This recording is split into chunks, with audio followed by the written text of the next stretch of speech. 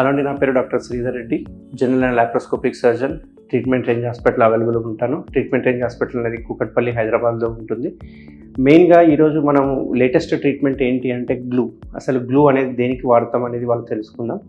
ఇది ఒక రివల్యూషన్ అని చెప్పాలి. గ్లూ అనేది మెడికల్లో చూసుకుంటే కనుక ఇన్ని రోజుల వరకు వారికోస్ వెయిన్స్కి ఏదైతే ఉందో ఆర్ఎఫ్ఏ కాల్చడం కావచ్చు, లేకుంటే లేజర్ ద్వారా వేడి చేయడం వల్ల దాని రక్తనాళాన్ని కాల్చడం కావచ్చు, లేకపోతే ఓపెన్ టెక్నిక్ ద్వారా చూసుకుంటే కనుక స్టిప్పింగ్ అండ్ లైగేషన్ అనే మెథడ్ కావచ్చు, అన్నిటినీ పక్కకు పడేస్తే కనుక గ్లూ అనేది కంప్లీట్ లేటెస్ట్ సర్జరీ. గ్లూలో ఏం చేస్తామంటే ఈ రక్తనాళాలు ఏవైతే ఉబ్బినాయో, రక్తనాలు ఏవైతే పాడైపోవడం వల్ల, ఈ రక్తనాలు పాడైపోవడం వల్ల కాళ్ళల్లో ఉన్న రక్తం స్టాగ్నెంట్ అయిపోయి అక్కడే స్టాసిస్ అయిపోతుంది, అంటే అక్కడే ఉండిపోవడం వల్ల మనం నొక్కితే గుంతలు పడడం కావచ్చు, లేకపోతే కాలంతా నల్లగా కావడము, ఇనిషియల్ స్టేజ్లో కొంచెం మచ్చలుగా పడడము, కాలంతా నల్లగా అయిన తర్వాత ఆ ఏరియాలో దురదలు పెట్టడము, కాలంతా చూసుకుంటే కనుక హార్డ్గా అయిపోవడం, అంతకుముందు మెత్తగా ఉండేది ఇప్పుడు హార్డ్ అయిపోవడము, అంతేకాకుండా కొంచెం దురదలు పెట్టడం వల్ల కావచ్చు, చిన్న దెబ్బలు తగలడం వల్ల కావచ్చు, అక్కడ పుండ్ అవ్వడము, దీన్నే వీనస్ అల్సర్ అంటాము.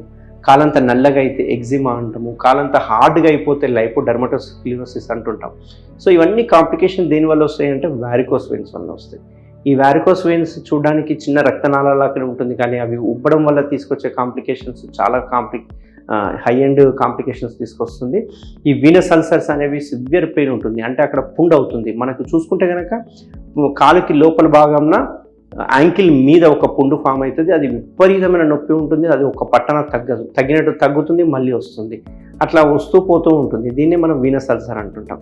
అయితే ఈ స్టాసిస్ కావడం వల్ల, ఈ బ్లడ్ ఒకటే దగ్గర జమ అయిపోవడం వల్ల, ఎందుకంటే రక్తనాలు పాడైపోయినాయి కాబట్టి కాళ్ళలో ఉన్న రక్తం గుండెకి చేరకపోవడం వల్ల గుండెలో ఉండాల్సిన రక్తం అంతా కాళ్ళలోనే ఉండిపోవడం వల్ల కాలంతా నల్లగా కావడము, ఎర్రగా కావడము, దురదలు పెట్టడము, పుండ్ అవ్వడము, ఇవన్నీ స్టేజ్ దాటిన తర్వాత కొందరికి అయితే కాళ్ళలో రక్తం ఎక్కువసేపు ఉండడం వల్ల కిందనే గడ్డ కట్టడం జరుగుతుంది. ఇట్లా గడ్డ కట్టడాన్ని మనము డీప్ వెయిన్ థ్రాంబోసిస్ అంటుంటాం. ఇది చాలా డేంజర్ స్టేజ్, ఎందుకంటే మనం నడిచినా కానీ చేసినా, కాలు మడత పెట్టినా అక్కడ ఉండాల్సిన రక్తం గడ్డలు ఓసారి స్లిప్ అయిపోయి డైరెక్ట్గా పైకి వెళ్ళిపోయి గుండెలో కానీ లేకుంటే ఊపిరితిత్తులో కానీ అడ్డం పడడం జరుగుతుంటుంది. దీన్ని మనము పల్మనరీ థ్రాంబోఎంబాలిజం అంటుంటారు. ఇది ఒక ఫేటల్ స్టేజ్, దీనిలో మనకు డెత్ అయ్యే అవకాశాలు కూడా ఉంటాయి అన్నట్టు. సో చిన్న డిజీజ్ కాస్త పెద్ద డిజీజ్గా అయిపోయి ఓసారి ప్రమాదానికి ఎంతటి అంటే చనిపోయే ప్రమాదానికి కూడా దారి తీయవచ్చు. సో ఈ వారికోస్ వెయిన్స్కి ఇంతకుముందు ఉన్న ట్రీట్మెంట్లు చూసుకుంటే చాలా ట్రీట్మెంట్ వచ్చినాయి. ఇనిషియల్గా నేను చదువుకునే రోజుల్లో స్టిప్పింగ్ మెథడ్ ఉండేది, అంటే జస్ట్ రక్తనాళాన్ని పీకేసేయడం అన్నట్టు, మొత్తానికి కట్ చేసి పీకేసేయడం, తొడ దగ్గర ఇన్సిషన్స్ ఇచ్చేసి పీకేయడం జరుగుతుంది.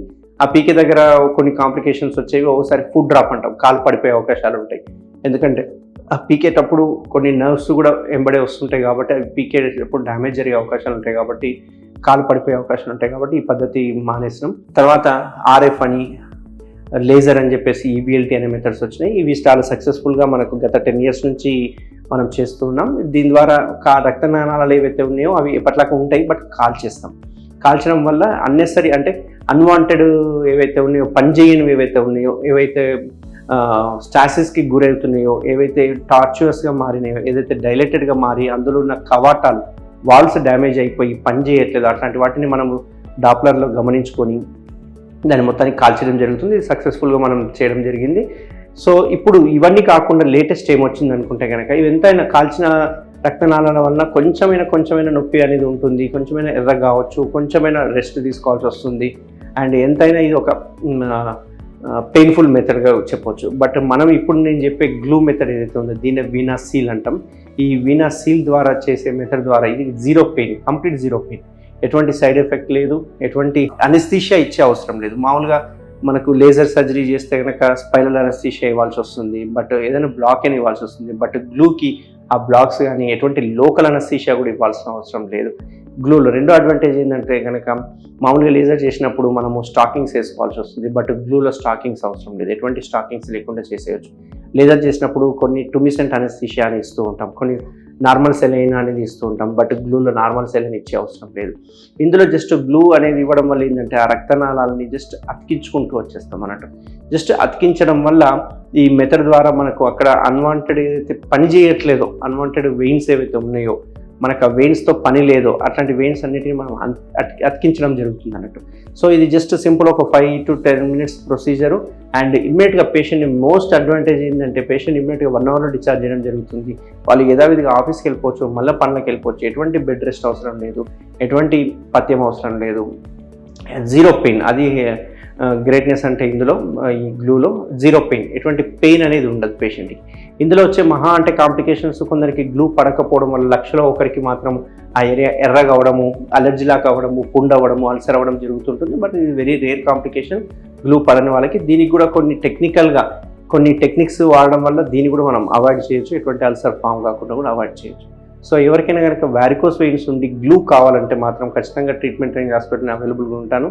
ఖచ్చితంగా ఈ లేటెస్ట్ ట్రీట్మెంట్ అనేది మనకు 100% ట్రీట్మెంట్ రేంజ్ హాస్పిటల్లో చేయడం జరుగుతుంది విత్ 100% సక్సెస్ రేట్ తోటి. సో ఎవరికైనా గ్లూ టెక్నాలజీ కావాలనుకుంటే కనుక, గ్లూ ట్రీట్మెంట్ కావాలంటే ఖచ్చితంగా నన్ను కన్సల్ట్ అవ్వండి. Thank you very much. Thank you Sridhar Reddy sir. Thank you doctor Sridhar Reddy sir. Thank you Sridhar Reddy sir. Thank you Sridhar Reddy sir. Thank you Sridhar Reddy sir. Thank you Sridhar Reddy sir. Thank you Sridhar Reddy sir. Thank you Sridhar Reddy sir. Thank you Sridhar Reddy sir. Thank you Sridhar Reddy sir.